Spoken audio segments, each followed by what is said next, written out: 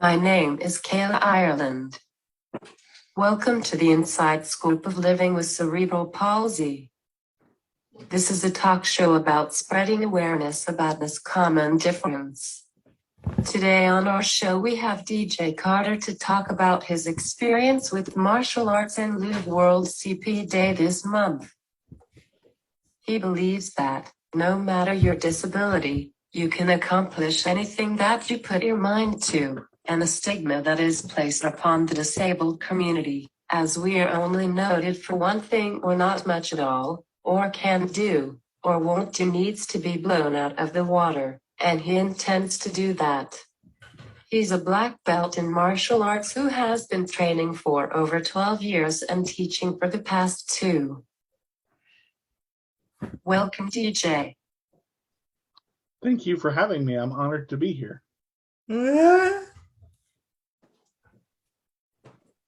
Tell us about what type of CP you have.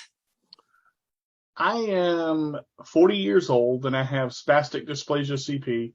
It affects my upper and lower extremities, my legs and my arms. I am able to walk on crutches and a walker. I don't much anymore, but I am able to do that. I'm in a wheelchair mostly. I'm in a power chair.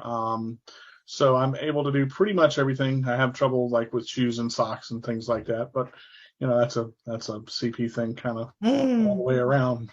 My toes don't like me, but that's fine. I get it. Katrina and I both have spastic quad CP, but have 2 totally different stories.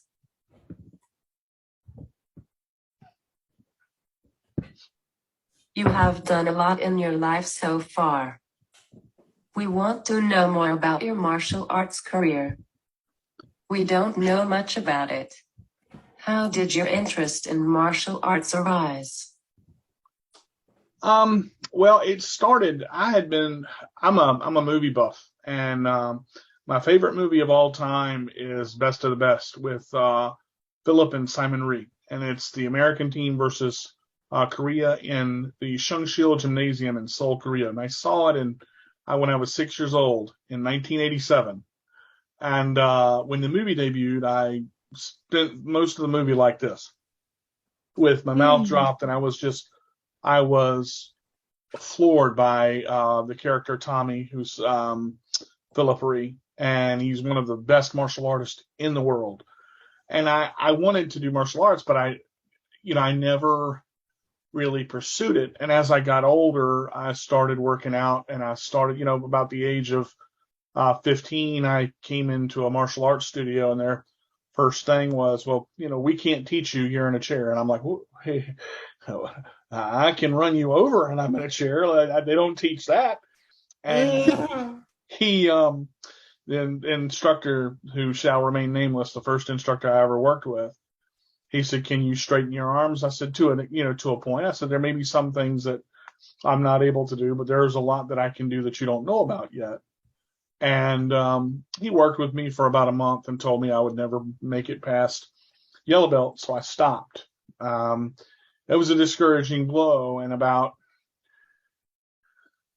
for years, I just, didn't really pursue it. I own the Best of the Best series, and I watch that before every tournament I've ever competed in. I've competed in over 20 tournaments.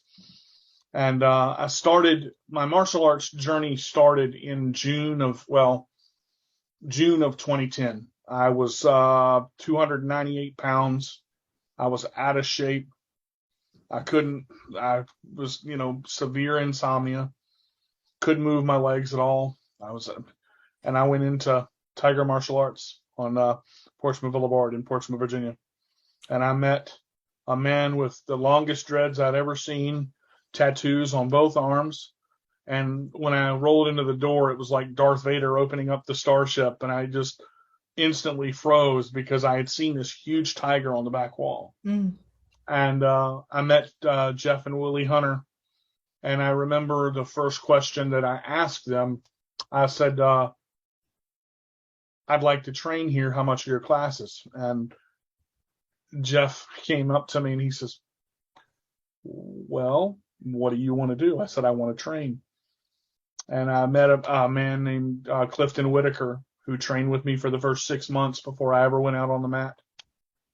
In 3 months, I lost 60 pounds. When they work you, they work you.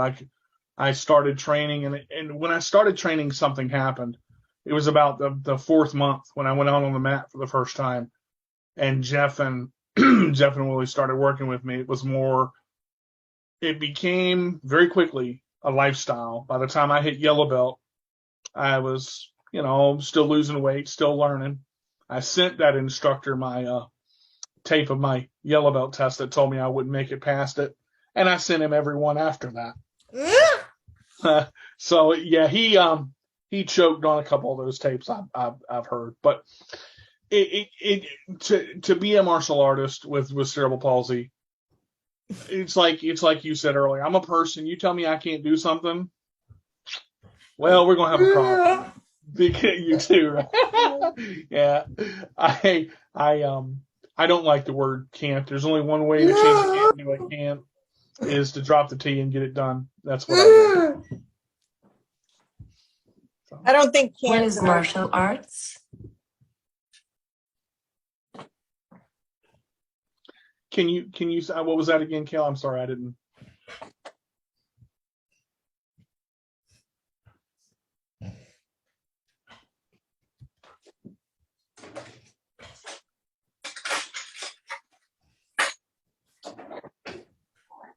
Katrina.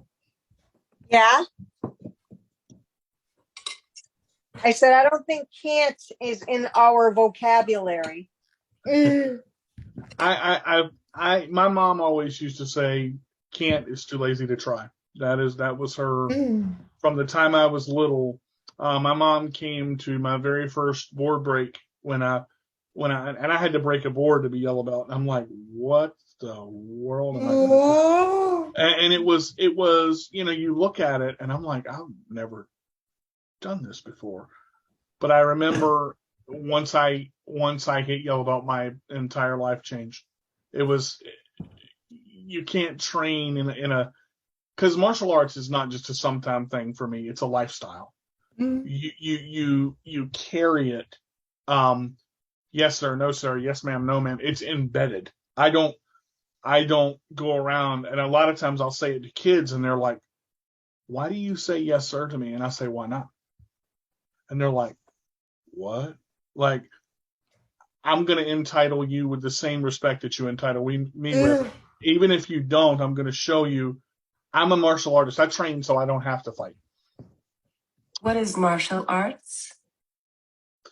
What is martial arts?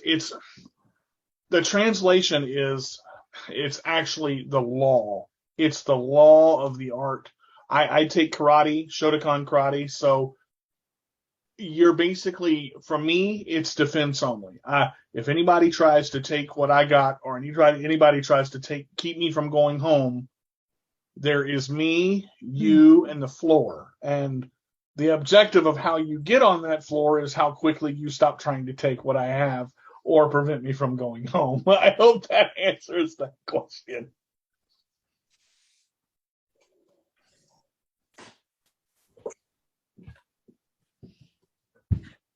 How do you participate? I mean, it's a good question, and the only thing I can do is turn that around and say, how do I not? That is a lot of people ask, how do you do martial arts from a chair, or how do you? Well, I mean, there are punches and blocks. There is mental training. There's classwork training. There is tournament preparation, eating right, getting up early. God, I hate that. But the whole. I participate to. You have to find what you want out of martial arts. Some people want to get big and buff. Some people want to lose weight. Some people want to kick butt. Some people want to build self-confidence in themselves, better grades. Martial arts, one of the biggest things that changed in my life is my self-discipline and my look upon myself as to, I always thought I was a upbeat person. Like, I could do any, I was, you can't tell me I can't do something, but I realized I lacked a lot of self-confidence when they stuck that board in front of me and it's this thick.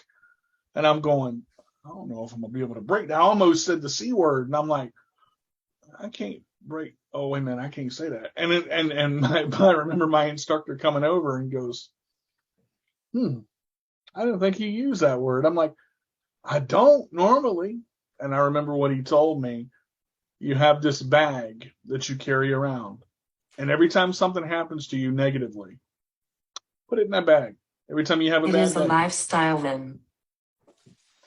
It is a huge lifestyle. Yeah, it's more of everything that I do is a reflection of me.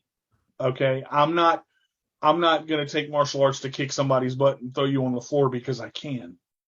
What I'm going to do is show you how I handle the problem and then say, why not learn it this way? I want to, when I teach martial arts, I give back what I've learned. 12 years it's a drop in the bucket. My sensei or my Shihan has been training. He's been training since he was 4. And I'm like, what? 4? I didn't know how to like 4. It's but again, you once you start, I'm addicted to it. It's the best high you could ever get.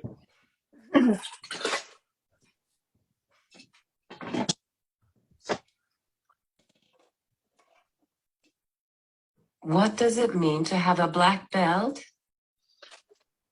That's probably the question I get the most. What does it mean to have a black belt? How did you get there? So let me see if I can do this. There are 12 belts in my style, in the style of martial arts that I take. White, yellow, green.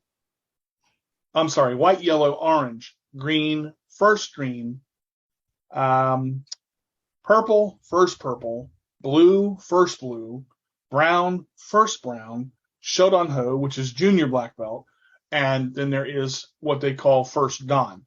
What it means to have a black belt is, I'll be honest, a black belt is a piece of fabric. Okay, my black belt has my school name on it, my name on it, all these, if you can see them, but all these certificates on my wall back here, if they will, there's tons of them. And let me see if I can actually, yeah, there's a bunch there, and there's a bunch there. So every time you get a certificate, you get a belt, okay, but you earn it. So when you get to black belt, it takes roughly 4 years, okay? I don't put a time limit on it because everyone's like, man, in 4 years, I'm going to be a black belt. I'm going to be certified. I can do whatever I want to do. No, it's what it means is that you're a white belt that's been training just a little bit longer. So when you become a black belt, you apply all of the teachings from white belt up that you've learned, not just kicks and punches, but learning your surroundings, learning never to go out by yourself. Look, I can be 240 pounds. I can be 6'5". I can be Arnold Schwarzenegger. Arnold Schwarzenegger don't need to go out by himself.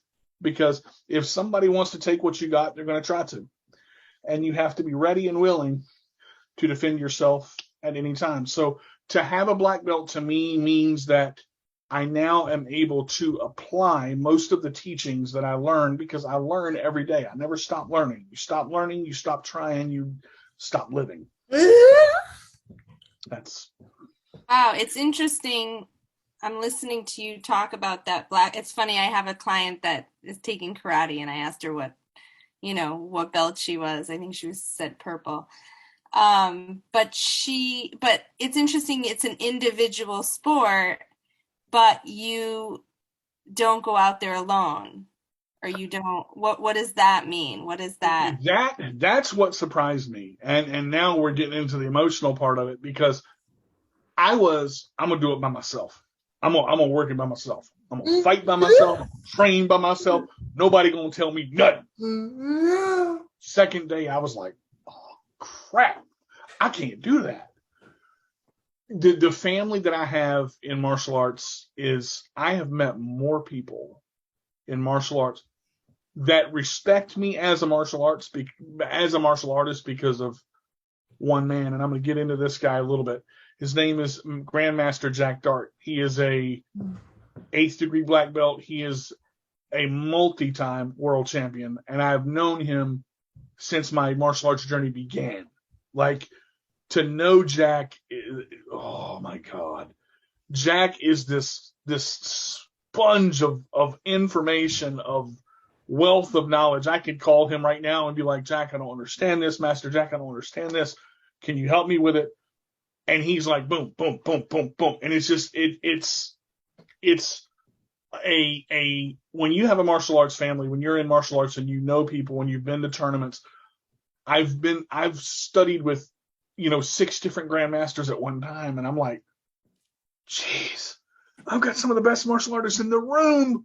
I mean, Jack Dart knows Chuck Norris. Mr. Whitaker has Chuck Norris's first book on Kumite, which is the style of fighting, the tournament fighting. And I wanted to spar. I wanted to get into martial arts. And I remember going to the first tournament that I ever went to in 2011. I sat and watched, and I met Jack Dart for the first time. I said, I want to fight in your tournament. What do I have to do? He looked at me. He goes, you want to fight, huh? Okay. He goes, I'm going to put your butt out there. You get hit, don't complain. Okay. You get your butt kicked, it's on you. I don't see no chair. I don't see no disability. That is the moment that changed my life. I remember June 2nd, 2011. My first tournament, I was jacked, man. I was like, oh my God, I'm in a tournament. Because I had went to 4 tournaments the year before. No, we can't let you spar. You're a liability. Can't let you spar. You get hurt the person. I'm like, isn't the person in the ring for me trying to hurt me anyway? I mean, what? I'm not going to take my footrest off and hit him in the head. What are you worried about? How often do you go? I used to go 3 times a week plus tournaments. I used to do 4 tournaments a year. I've backed up now because I'm teaching as well, but I usually go 3 days a week, Monday, Wednesday, and Saturday. I drop to 2 Monday, Wednesday. And when I have a tournament, I train every day for 6 months before the tournament starts. And it's not easy. It's not easy. If it was easy, anybody could do it. It takes a strong will to be a martial artist.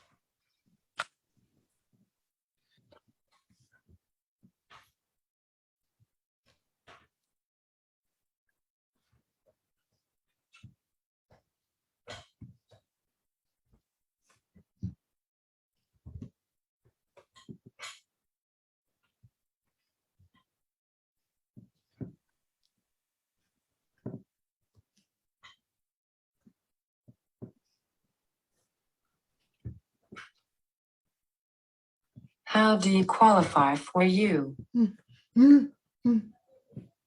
How do I qualify for a tournament or for martial arts in general? How do you qualify for a tournament?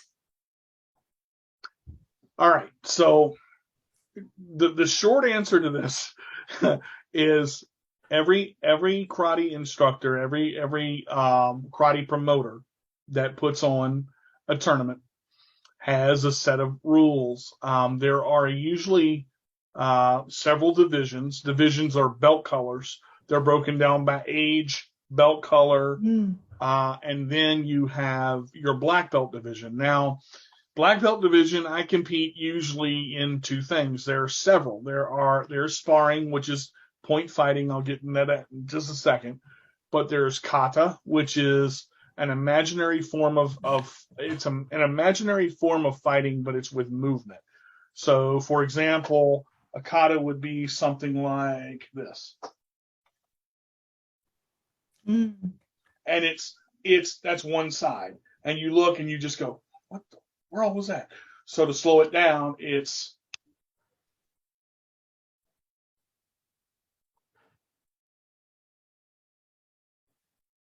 Kahana Uke. It's 5-block kata. But it's in form. So when you're impressing the judges, there are ki-eyes, there are movements. There are spirited movements, movement of the chair, and that's one of the white belt katas that you do over and over and over. And kata is repetition, repetition, repetition. You keep doing it, and you're like, if I do this kata one more time, my arm's going to fall off. I'll have to duct tape it back on and do it again. But it's there's kata, there's sparring, there's breaking, there is weapons, or what they call empty hand. I've trained with kali sticks, which are basically sticks about this long, and they're taped on one end to grab them, and you do different forms with them. You do different stick fighting.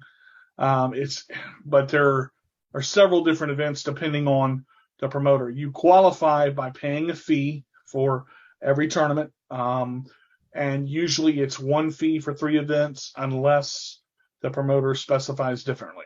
But my black belt is my qualification in that division. You can qualify under any division to learn. To qualify for championships, you have to win so many tournaments a year.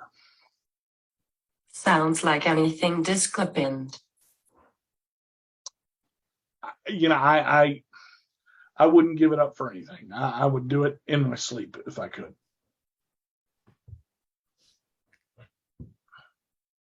Do you have any martial arts goals? I've accomplished so many, and I have so many. It's crazy. My ultimate martial arts goal is to compete in the Shungshil Gymnasium in Seoul, Korea. That's where I want to go.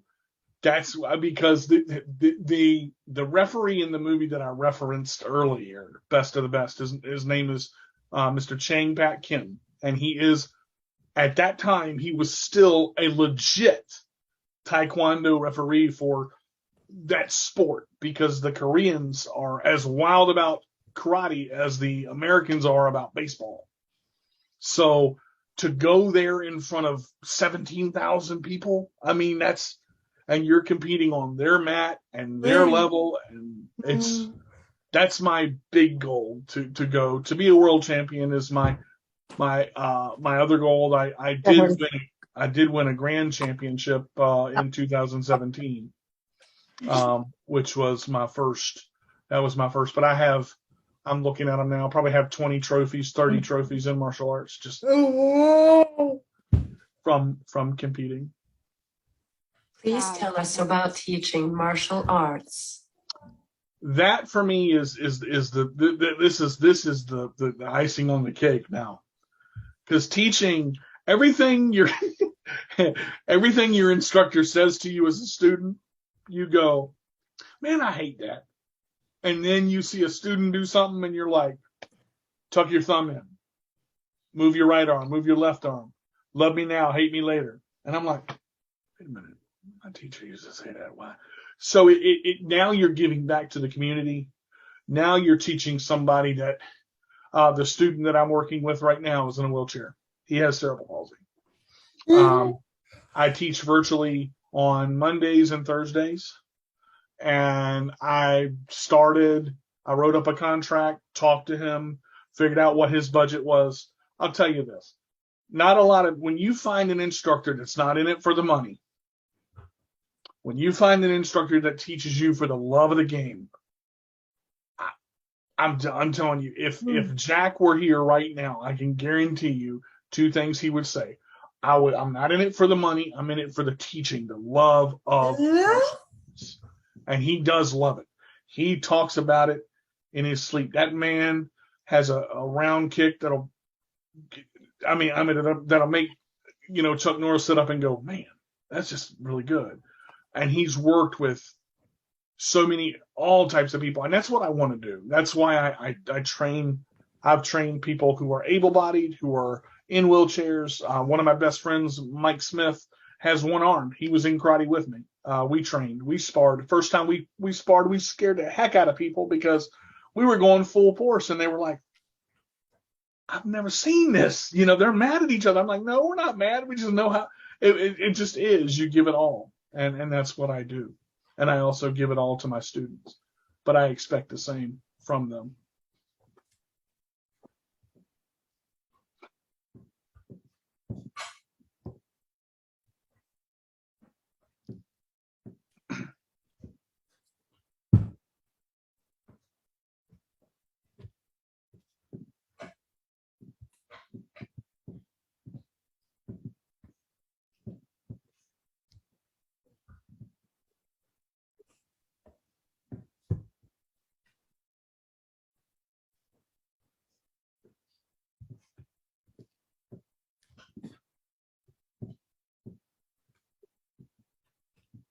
Do you feel closer to CP students? That's a great question. I do now because of the journey that I've had. I've always been closer to people with cerebral palsy or a disability of any type because in some way, shape, or form, they can relate to me and I can relate to them. But I look at them as people and not as people with disabilities. I don't care what disability you have. If you want to learn martial arts, I can teach you. The cool thing about martial arts is it's adaptable because am I going to jump up in the air and do a spinning round kick? Probably not. Can I tell you how to do it? Yeah. And that's where the experience is different. To give you an example, everybody waves, right? Mm. You say bye to somebody. Well, that becomes a block. And the difference is a lot of people wave like this, but when you tuck your thumb in and you block with what's called the ridge of your hand, it's different. You can block inside, you can block outside, you can block up, same way, you can block down, all with the ridge of your hand. And talking about Jack, I used to spar like this. Well, when you spar like this, your elbows are open, your midsection is open. I don't spar like that anymore. I spar like this. This hand covers the lower half. This hand covers the higher half. And when you get caught, you switch. And it's like, that makes so much. The little things in martial arts. The biggest probably thing for me is when people with disabilities do something and they get excited, especially with cerebral palsy, that spastic comes in and you're and you draw up, but when you don't hold your breath and you exhale, it makes it different because your body is getting the air that it needs to work and your muscles don't get tight. There's a expression that my Shihan used to use. Slow makes smooth, smooth makes fast. And I would question that. I don't get it. I was working on a technique. It's called a blitz. Blitz is I love a blitz because a blitz it's an outward strike of forward motion to the head, to the body, to the midsection. Master Jack is probably one of the best blitzers I've ever seen. So he slowed the blitz down to the point of where and I'm like, oh my God. So that slow makes smooth, smooth makes fast becomes when you ride your bike the first time, you don't, throw your helmet on or ride a horse for the first time. You don't throw your helmet up, go to the horse and go, all right, let's go. Jump on there. Take me down to the Kentucky Derby. Let's go win the thing. You realize this is a big animal and I better respect the heck out of it or it's going to kick me in the face. I mean, it's one of those things. So slow makes smooth, smooth makes fast.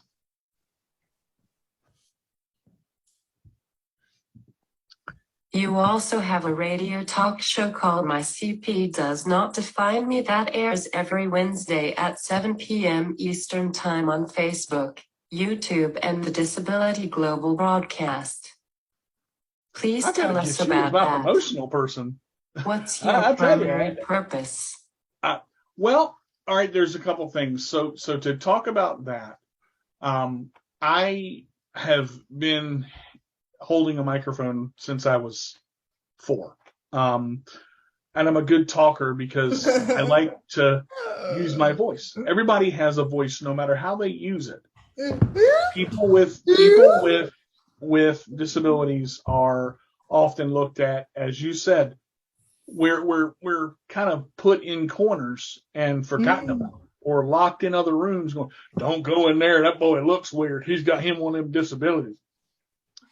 But if you take out the word dis, which means not, and you look at ability, that's why I love Kayla, because she's just like, her excitement is, especially with this, I can relate. Again, the questions that she asks, it's more, I can relate, but my CP does not define me. It's part of who I am, but it doesn't make me what I am. It's for people that have a story to share, a problem that they're dealing with. It is to get people to use their voice, whatever voice that is, and to realize that they're worth it and their story does matter. Because when you tell your story to me and someone else hears it, just like right here, right now, they're going, I've been paralyzed for 40 years. I didn't know martial arts could happen from a chair. I didn't know this was available. I didn't know that was available. It's From a wheelchair to a horse. I mean, think about it. That makes perfect sense. We all get from point A to point B, even if we use our feet, our hooves, our tires in different ways. I like I said, the one thing that I'm not going to do is, you're not going to tell me I can't do that. I may have to figure it out. There's always the adaptation. To adapt is to change. Gosh, I've known Kayla for 3 years, or probably longer than that now. But just I talk to her and I go, this is awesome, because I said, I like talking to you because I can relate to some of the things where you're coming from, and some of them I go, I ain't never done that. I had to try that out. It's new. It's different. It gives you a chance to try new things, to do new things, and to realize there's nothing you can't do. The only thing that stops you is this. It's the only thing that stops you. Our primary purpose is to spread awareness by interviewing professionals involved in evaluation and treatment, and other individuals who live with CP globally of all ages. We discuss the similarities and wide range of differences we experience despite having a common diagnosis. I love that. Common diagnosis, but also it's an individuality. Every case of CP is different. No case is the same. But if you look at us and you stick us beside one another, and you break a person with CP down, you break a person with spina bifida down, you break a person that is walking from point A to point B to the dollar store with a piece of glass in their foot. If you cut them open, they have one of these, and a soul. And as long as you treat them that way, it doesn't matter what problems they face. It doesn't make me any different than you. We're not different. We're equals. And if we could see each other as that, past the things that we've got to look at, it's much easier to talk to a person with CP when you go, hey, how are you? Instead of, what's wrong with you? Why are you in a chair? Well, I didn't know there was anything wrong with me. I mean, thank you for pointing that out, but I'll just, flush that over that way. And making someone laugh is probably the easiest way to break the ice. When somebody asks me what's wrong with me, drives despite the longer road. I'm sorry, I didn't catch that. Katrina drives despite the longer road.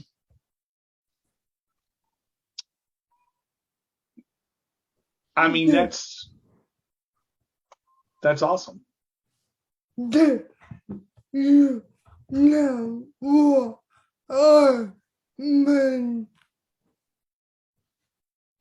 Do you know what she means by that? Like the No, longer room. That's what she means.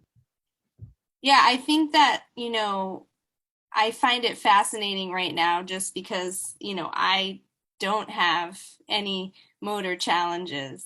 But listening to all of you, you have motor challenges, but you are experts in movement and experts and passionate about something that requires a lot of movement. Kayla loves the horse, you love martial arts, and Katrina loves skiing, and you have to study and really understand and really take it in even more than somebody who doesn't have motor challenges. So it's just really listening to the depth of your knowledge is way more valuable. Like when I'm hearing it, because, some of the movements and things like that, I wouldn't even think about, right? Because it comes natural. It doesn't affect me. So I probably, skip over some of those movements, but you're thinking, from point A It to B. isn't a textbook reading. Right, exactly. So it's been really fascinating listening to you and how you got there and your passion for martial arts. But to comment on that, there's two things you said I want to kind of go back to. You talk about, you said I don't have, what was it, the motor issues is what you said? Motor challenges, yeah. Motor challenges. Okay, when you take away the word motor and you look at the simplicity of it, everybody has challenges that they face. I don't care how hard I try, I can't get my hair to look like that. Well, I can try combing it, I can try waving it, I can try letting it grow, and it goes. It doesn't. But the challenges that you face, everybody's motor runs at a different speed and a different pace. That's what life is. It's the same thing with martial arts. The one thing with martial arts that I understand is you're going to fall. I have trained myself how to fall, but there's a word for it. It is called a break fall. It is where you take the shock of the fall and you spread the shock out through the whole body so it's not hitting one area and you go, oh, I just broke that. So when you break the fall or you break what I like to call stereotypical label of that person is in a wheelchair, they have this wrong. Hold on, can you read my mind? Yes. Did you just open that up, reach down in there and pull out the book that says, no, you assume because it's what you see outward. But when you look inward, you're going to find out what's different.